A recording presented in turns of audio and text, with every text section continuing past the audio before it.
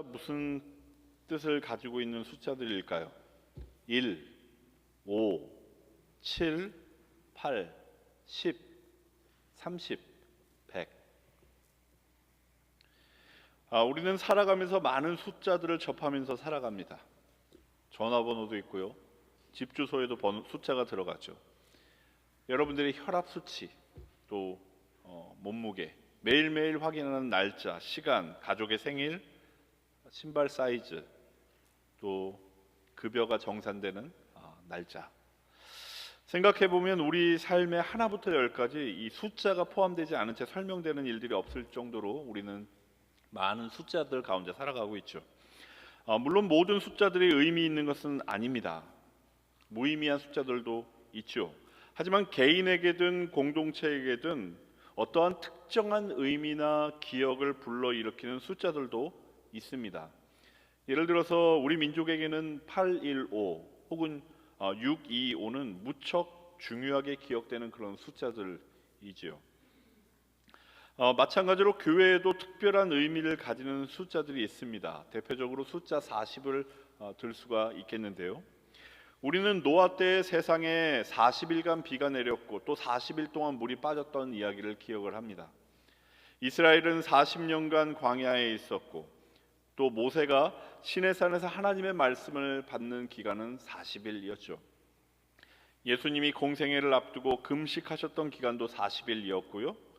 또 부활 후 승천하시기까지 제자들을 만나서 격려하고 그들에게 사명을 돌려주셨던 시간도 40일이었습니다.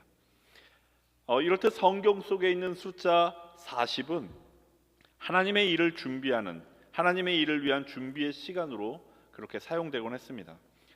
우리 교회가 전통적으로 사순절, 40일간의 그 사순절을 지키거나 혹은 우리 한국교회에서 특히 40일 기도, 40일 금식을 했던 것도 바로 이와 같은 이유 때문이었습니다.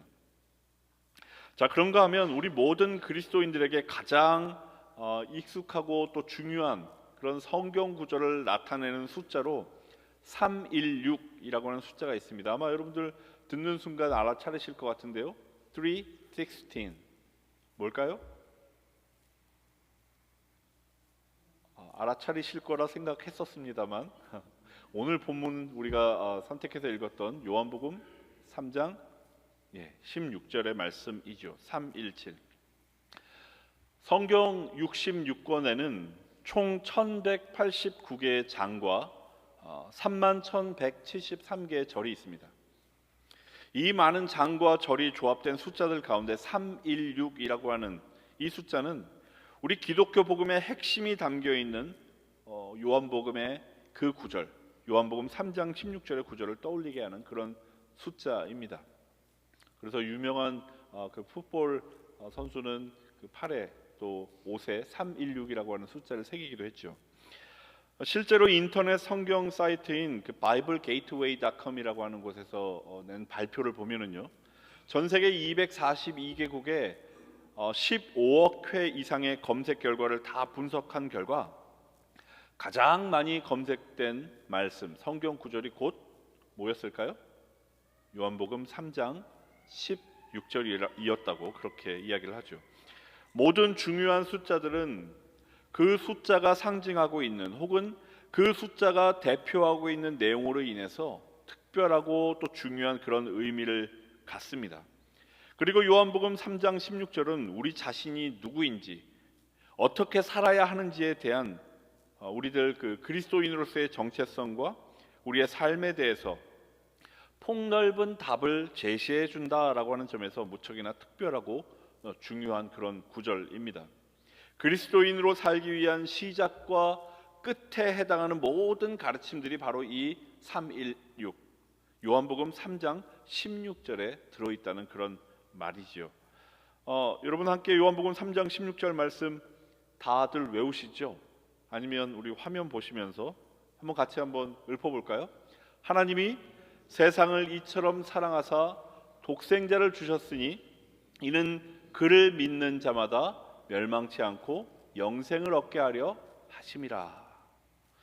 하나님께서 세상을 사랑하셔서 이 세상과 또 이곳에 살고 있는 모든 사람들을 위해서, 구원하기 위해서 하나뿐인 아들을 보내주셨다.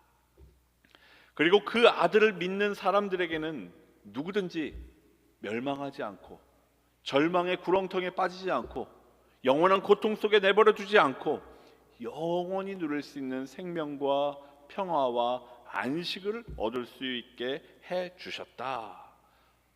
정말 놀라운 말씀이죠. 이 말씀은 우리가 그리스도인이 되고 또 영생을 누리는 하나님의 백성이 될 수 있는 것이 얼마나 커다란 하나님의 은혜인지를 세 부분에 걸쳐서 우리에게 들려주고 있는데요. 첫째로 멸망하지 않고 영생을 얻게 하려 하심이라. 이 요한복음 3장 16절은 멸망할 수밖에 없는 우리가 영생을 얻게 되었음을 말씀하고 있습니다. 육신의 죽음이 끝나고 나서 영원히 앞을 알 수 없는 그 영원한 절망과 혼돈 속으로 들어가는 것이 아니라 영원한 기쁨이 있고 만족이 있는 생명으로 들어가게 되었음을 말씀하고 있죠. 그래서 우리는 아직 그 죽음을 경험하지 않았고 아직 여전히 이 땅 위에 발딛고 살고 있지만 영원한 하늘나라에 이미 속한 사람이 되었다는 것입니다. 둘째로 독생자를 주셨으니 이는 그를 믿는 자마다. 자, 우리가 멸망하지 않고 영생을 얻게 될 수 있었던 것, 이것이 가능할 수 있었던 것은 오로지 하나님께서 외아들, 단 하나뿐인 그 아들을 예수 그리스도를 저와 여러분들을 위해서 보내주셨기 때문입니다. 그렇게 오신 하나님의 아들을 우리가 믿을 때에, 우리가 그분을 주로 고백할 때 우리는 마침내 천국 백성으로 거듭나게 된다는 그런 말씀이죠. 그리고 셋째로 하나님이 세상을 이처럼 사랑하사. 이 모든 놀라운 일들, 우리를 절망에서 소망으로 옮기시는 이 일들이 가능한 이유, 그것은 하나님께서 이 세상을, 그리고 이 세상에 살고 있는 저와 여러분들을 너무도 사랑하셨기 때문입니다. 하나님께서 세상을, 그리고 그곳에 사는 사람들을 하나뿐인 유일한 자신의 아들을 내어주셔서 죽게 하셔야 할 정도로 사랑하셨기 때문이라는 것이죠. 하나님이 세상을 이처럼 사랑하사 독생자를 주셨으니 이는 그를 믿는 자마다 멸망하지 않고 영생을 얻게 하려 하심이라. 여러분, 이 말씀 조용히 한번 묵상해 보십시오. 우리는 우리가 구원받았다는 사실을 기뻐합니다. 아무런 공로가 없지만 그럼에도 불구하고 천국 백성이 되게 하신 하나님의 은혜에 감사합니다. 그래서 그 구원의 길을 열어주신 하나님의 아들 예수님을 자랑하죠. 그렇게 우리는 하나님의 백성, 예수님을 따라 살아가는 사람이라고 하는 이름, 그리스도인이라고 하는 이름을 가지고 살아가고 있습니다. 이런 사실로 인해서 요한복음의 이 말씀을 지칭하고 있는 316이라고 하는 이 숫자는 우리의 삶에서 늘 큰 능력을 발휘합니다. 죄로 낙심하고 우리가 처한 환경에 절망하게 될 때, 삶이 너무나 고단하고 지쳐서 쓰러질 때에 이 요한복음 3:16, 3장 16절은 하나님의 사랑과 구원하심을 담은 요한복음의 그 말씀을 떠올리게 하고 지쳐있던 우리로 하여금 다시금 힘을 내서 일어나도록 돕지요. 그만큼 이 요한복음 3장 16절에 지칭하는 이 말씀이 담고 있는 그 말씀의 능력, 그 능력이 아주 파워풀하다, 이렇게 말할 수가 있을 것입니다.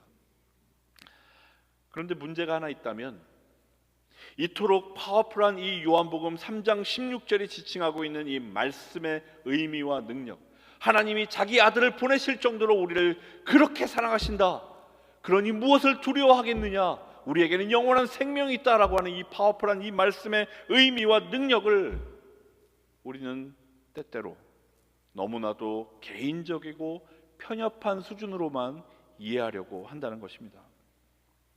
물론 이 말씀은 우리의 삶에 여전히 큰 영향력을 미치고 있지요. 우리의 삶의 태도와 방식을 결정하고 우리가 겪는 세상의 모든 역경과 어려움을 이겨내도록 돕습니다. 하나님께서 아들을 기꺼이 내어주실 만큼 내가 하나님께 사랑받는 존재라고 하는 그 사실에 적극적으로 반응한 그런 결과이죠. 그런데 여러분, 하나님께서 하나뿐인 그 아들을 보내주신 것, 그것은 그저 저와 여러분들을 사랑하셨기 때문만은 아닙니다. 오늘 요한복음 3장 16절 뭐라고 얘기를 합니까? 하나님이 이처럼 세상을 사랑하사. 하나님이 이처럼 사랑하신 그 세상은 과연 누구일까요? 우리만이 아닌 이 세상과 세상에 있는 모든 사람, 심지어 우리가 알지 못하고 때로는 우리의 관심조차 받지 못하는 그런 사람들을 모두를 지칭하는 그런 말입니다. 그런데 어찌된 영문인지 하나님께서 아들을 내어주실 만큼 그토록 사랑하신 이 세상에 대해서 우리들은, 저와 여러분들은 별로 관심을 보이지 않습니다. 요한복음 3장 16절의 말씀을 그토록 중요하게 여기고 귀하게 여기면서도 하나님께서 아들을 보내시기로 결정하셨던 그 이유, 곧 하나님께서 그토록 사랑하신 세상과 사람들에 대해서는 우리가 생각조차 하지 않는다는 그런 말이죠. 월드비전의 미국 회장인 리차드 스탄스라고 하는 사람이 구멍난 복음이라고 하는 책을 낸 적이 있습니다. 이미 좀 오래된 책인데요, 그 책의 서문에서 그는 이런 말을 적어 놓습니다. 나는 하나님이 세상을 이처럼 사랑하사 독생자를 주셨으니 이는 그를 믿는 자마다 멸망치 않고 영생을 얻게 하려 하심이다 라고 하는 이 말씀, 이 사실을 믿는다. 예수님이 이 문제 많은 세상을 위해 기꺼이 죽으셨다면 나 역시 이곳에 관심을 가져야 할 것이다. 이곳에 사는 사람들을 더욱 사랑해야 할 것이다. 그리스도인, 즉 예수 그리스도를 따르는 자가 되었다면 하나님과 개인적인 관계가 이루어져 사람이 달라지는 정도에서 만족해서는 결코 안 된다. 그리스도인이 되었다면 세상과 공적인 관계, 이웃 간의 관계도 달라져 세상을 변화시키는 일이 반드시 따라와야 한다. 여러분, 이 리처드 스탄스의 말에 대해서 어떻게 생각하십니까? 저는 이 리처드 스탄스가 말한 세상을 변화시키자라고 하는 이야기가 소위 진보적이거나 보수적인 기독교인들이 말하는 사회 참여나 정치 활동을 의미한다고 결코 생각하지 않습니다. 오히려 그의 지적은 하나님이 보내주신 아들을 믿는다고 하면서도 하나님이 그 아들을 주시기까지 사랑하신 세상, 그 안에서 살아가는 우리의 이웃에 대해서 우리가 관심을 갖지 않는다면 우리가 믿는다고 하는 그 믿음이 어떻게 진짜 믿음일 수 있겠는가에 대한 진지한 반성이라고 그렇게 생각합니다. 우리가 하나님의 아들이신 예수 그리스도를 참으로 믿는다면 하나님의 세상을 향한 그 사랑이 아들을 보내시는 그 사랑의 행위로 이어졌던 것처럼 우리의 믿음도 하나님이 사랑하시는 이 세상을 향한 우리들의 사랑의 행위로 이어져야 한다고 저는 그렇게 믿습니다. 그리고 그러한 행동이야말로 우리가 가진 이 믿음이 진짜인지 아닌지를 확인하는 근거가 되지요. 여러분, 야고보서 2장 26절의 말씀 한번 주의 깊게 들어보십시오. 영혼이 없는 몸이 죽은 것과 같이 행함이 없는 믿음은 죽은 것입니다. 어떻습니까? 그러므로 여러분, 우리가 하나님의 놀라운 사랑을 설명하는 요한복음 3장 16절의 이 말씀을 떠올릴 때마다 우리는 반드시 기억해야만 합니다. 이 말씀을 주신 하나님께서는 예수님을 믿는 것으로 구원의 백성이 된다고 하는 나의 그 개인적인 변화만 기대하신다는 것이 아니라는 것을 말이죠. 더 나아가 예수님을 믿음으로써 변화된 내가 이제는 더 큰 세상의 변화, 즉 하나님께서 사랑하시는 이 세상의 회복이라고 하는 사역에 동참하기를 원하신다는 사실을 우리는 기억해야만 합니다. 여러분은 누가복음 10장에 기록되어 있는 선한 사마리아인의 비유를 잘 기억하실 겁니다. 어느 날 한 율법 교사가 예수님에게 찾아와 물었죠. 율법에 하나님을 사랑하고 내 이웃을 내 몸같이 사랑하라고 했습니다. 그러면 선생님, 내 이웃은 누구입니까? 그러자 예수님은 선한 사마리아인의 비유를 들려주셨죠.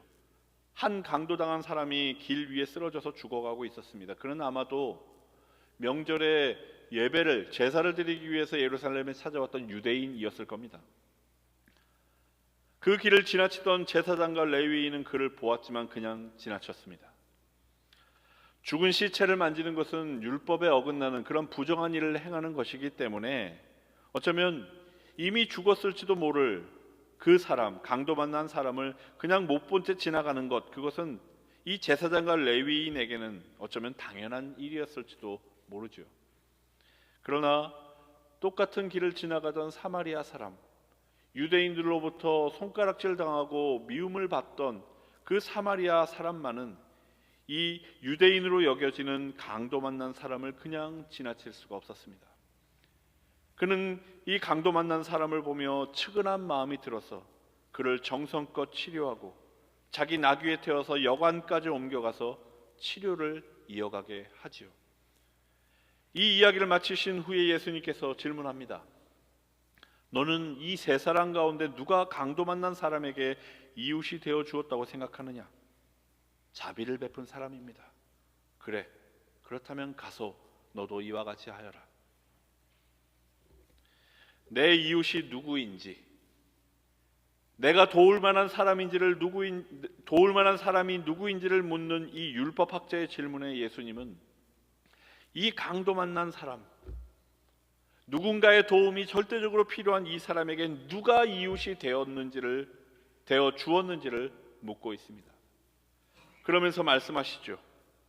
네가 생각하는 내 이웃이 아니라 내가 전혀 상관이 없고 심지어 원수 같은 사람일지라도 그가 유대인이든 사마리아인이든 네 도움을 필요로 하는 사람이 있다면 그를 도와주고 그 사람의 이웃이 되어주라.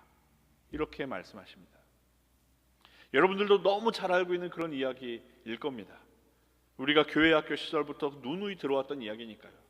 그런데 여러분, 우리에게 너무도 익숙한 이 사마리아인의 비유, 이 말씀을 읽을 때 우리들이 정말로 쉽게 간과하고 있는 부분이 하나 있는데 여러분, 그게 뭔지 아십니까? 그것은 예수님께서 들려주신 이 비유가 사실은 선생님, 어떻게 하면 제가 영생을 얻을 수 있겠습니까? 라고 물었던 율법학자의 그 질문에 대한 대답이었다는 겁니다.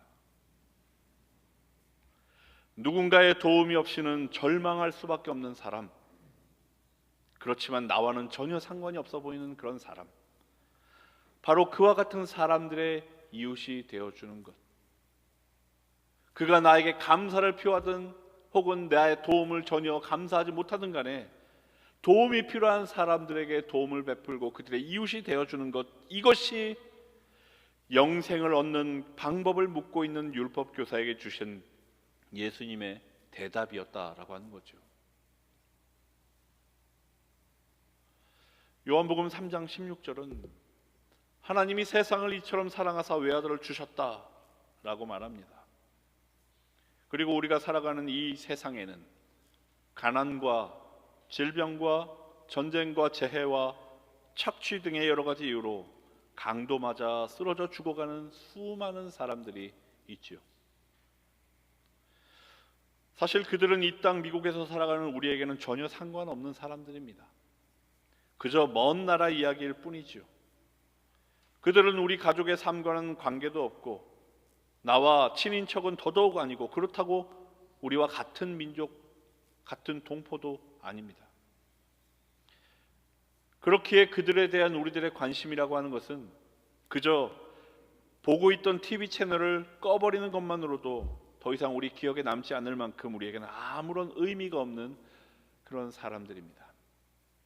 그러나 그들은 하나님께서 하나뿐인 아들을 기꺼이 내어 주셔야만 할 만큼 사랑하셨던 바로 그 세상이지요. 그 세상을 예수님께서는 목숨을 버리시면서까지 끝까지 사랑해 주셨습니다. 단지 여러분과 저만을 위해서 여러분과 저에게 구원을 주시기 위해서만이 아니었습니다. 그런데 여러분, 이 사실을 인정하고 계십니까? 예수님의 죽으심이 단지 우리들만을 위한 것이 아니라고 하는 것, 여러분들 인정하십니까? 여러분들이 이 사실을 인정한다면 진지하게 하나님의 아들을 믿고 그분을 따라서 살아가고자 다짐하는 우리 그리스도인들에게 있어서 그들은 더 이상 의미 없는 사람들이 될 수가 없습니다. 예수님을 정말로 하나님의 아들로 믿는다면, 그분이 정말로 나를 위해서 뿐만이 아니라 세상을 위해서 죽으셨음을 믿는다면, 여러분, 우리는 그들을 더 이상 의미 없는 존재로 무시할 수가 없는 것이죠. 여러분, 설교를 시작하면서 여러분들에게 몇 가지 의미 없는 숫자들을 들려드렸습니다. 아마 어떤 넘버였는지 기억도 안 나실 겁니다. 1, 5, 7, 8, 10, 30, 100. 100. 매년 100만 명이 가난과 학대와 병적 고통과 우울증 등의 이유로 자살을 합니다. 30. 기아로 죽어가는 아이가 건강하게 성장하기 위해서 필요한 하루치 비타민과 영양소를 제공하기 위해서는 고작 30센트면 충분합니다. 10. 전 세계 10억 명의 사람들은 동물의 분뇨가 섞여 있는 강물과 고인물을 식수로 사용하고 있죠. 8. 전 세계 8억 명의 사람들은 하루에 한 끼조차 제대로 먹지 못하고 있습니다. 7. 지금도 이 땅 어딘가에서는 매 7초마다 한 명의 아이가 굶주림으로 죽어가고 있습니다. 5. 우울증과 외로움으로 정신질환을 겪고 있는 사람들이 전 세계 인구의 5%를 차지하고 있죠. 1달러만 있으면 연간 말라리아로 죽어가는 약 70만 명의 아이들 중 한 명의 생명을 살릴 수 있는 예방약을 구입할 수가 있습니다. 여러분, 우리가 살아가며 마주하는 수없이 많은 숫자들 가운데 무의미하게 들렸던 이 숫자들이 여러분들에게 더 이상 무의미하지 않게 들려지게 되시기를 소망합니다. 이 숫자들이 더 이상 숫자로 들려지는 것이 아니라 뉴스에서 들려오는 그 수많은 의미 없는 숫자로 들려오는 것이 아니라 하나님께서 그토록 사랑하시며 그래서 날마다 하나님의 아픔의 이유가 되는 고통받고 있는 우리 이웃들의 형상으로 기억되시기를 바랍니다. 316, 요한복음 3장 16절의 이 세 숫자는 절망과 고통 가운데 죽어가는 수많은 사람들이, 이 땅 가운데 우리와 아무런 상관이 없었던 그 사람들이 이제는 더 이상 우리에게 의미 없이 잊혀지고 마는 그런 숫자에 불과한 통계가 아니라 하나님께서 죽기까지 사랑하시고 사랑하시는 소중하디 소중한 존재들이라고 하는 사실을 우리에게 깨닫게 해주는 그런 숫자인 줄로 믿습니다. 그리고 하나님의 나라를 위해 부름을 받은 저와 여러분 우리 그리스도인들이 이웃과 세상을 사랑하며 섬기며 살아가라고 우리에게 내려주신 하나님의 명령인 줄로 믿습니다. 사랑하는 여러분, 이제 이 세 자리의 숫자가 가리키고 있는 바로 그 말씀, 하나님이 세상을 이처럼 사랑하사 외아들을 주셨다라고 하는 이 말씀이 하나님이 내 이웃을, 하나님이 내 원수를, 하나님이 나와 상관없는 저들을, 하나님이 저 캠든 지역에 있는 필라에 있는 수많은 노숙자들을, 하나님이 저 많은 마약 중독자들을, 저 많은 알코올 중독자들을, 하나님이 저 많은 범죄자들을, 하나님이 저 많은 버려지고 소외된 자들을 이처럼 사랑하사 외아들을 주셨다는 말씀으로 그렇게 받아들여지게 되기를, 그래서 이제껏 그저 나의 마음의 평안과 나의 안위만을, 내 가족의 안위만을 구하였던 저와 여러분들에게 새로운 깨달음과 거룩한 부담감으로 다가올 수 있게 되기를 우리 주님의 이름으로 축원드립니다.